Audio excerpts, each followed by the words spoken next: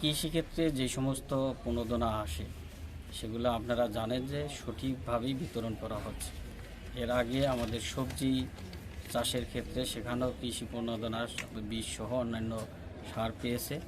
আমাদের এই সরিষা আবাদের জন্য যে 5,000 কৃষক এই উপকার পাচ্ছে।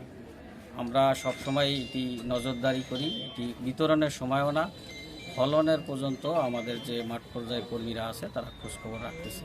সরকারিভাবে যে প্রণোদনা এবছর দেওয়া হচ্ছে সেখানে এই সরিষা আবাদ বৃদ্ধি করার জন্য এই প্রণোদনা দেওয়া হচ্ছে যাতে তেলের উৎপাদন বৃদ্ধি পায়।